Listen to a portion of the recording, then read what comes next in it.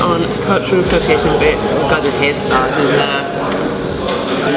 one thing I have noticed recently is the hairstyles that we used to, that we've always had traditionally, such as cane rows and twists, locks, they become more of the mainstream, which isn't a bad thing. But I think the issue with that is when we have a hairstyle that's a braid hairstyle, cornrows, and because it's worn by someone in popular culture like the Kardashians, the media kind of makes it look like they've created that hairstyle or they're responsible for being popular. So therefore that is an issue because they're not really giving credit to where that hairstyle has come from. Another issue is you've had problems with women of colour going to work and they can't actually wear those hairstyles, or they've been made fun of, they've been made to feel uncomfortable by having those hairstyles. So that's like a double-edged sword really.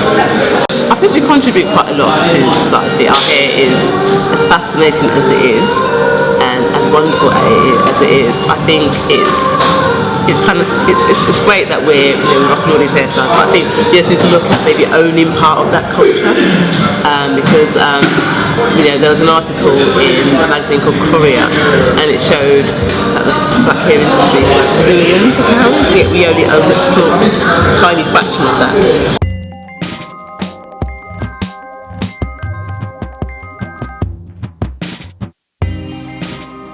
I honestly don't think I would ever set a limit in how much I will share with my culture, because I feel that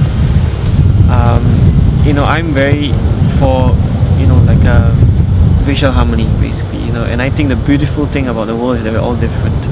So the beautiful thing is that we have all different cultures and we act differently. That's the whole. That makes it more interesting, right? Imagine if we're all the same. It's gonna be so boring.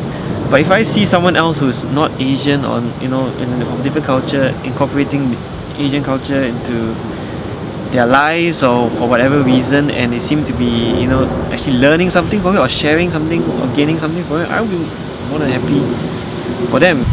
In many different ways, the hair is a very touchy subject. If I find out certain African girls who are wearing the hairstyle a certain way because of sacred reasons, I would have a personal view that it's not right to copy that hairstyle if you don't have the same reasons, only for fashion sense, because I guess it's just respect. Yeah.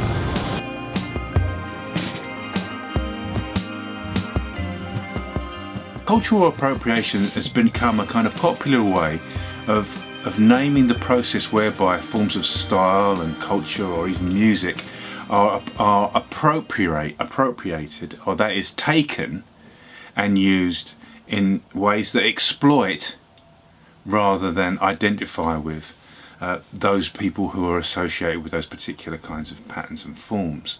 So it's the appropriation of black forms of style and using those styles in ways that in a sense enhance those people who are taking. So it's about, I suppose it names and identifies a process whereby culture is not shared but taken, and taken for the gain of the person who is appropriating, rather than a kind of shared sense of involvement in those patterns of culture.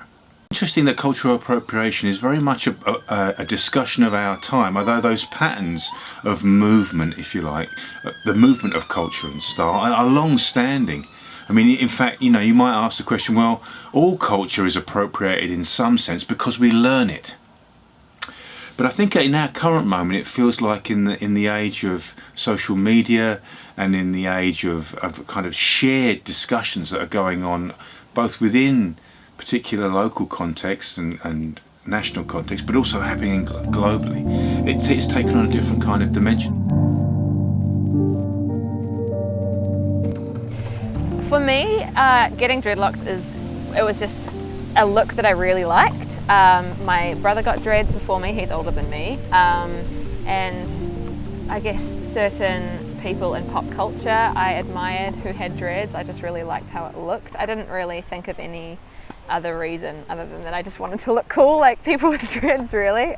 My view on cultural appropriation, it's been really interesting reading other people's views on it and to hear their viewpoint from other people's cultures and see how they view it, because I'd never thought about that before. I always thought dreads were cool, anyone can have them. If their hair knots up, then that's cool. And to hear that it might actually offend some people was really new to me, and it did make me stop and think, maybe I'm being racist without even realizing. But on the other hand, it also made me think, is it specific to that one culture? If that were the case, could I bring up maybe hair straightening for other cultures? Is that culturally inappropriate? If you've got naturally curly hair, or maybe dyeing your hair a certain color, it kind of starts to blur the lines a little bit. I'm not saying people are wrong if they have those views, but I personally don't agree with it.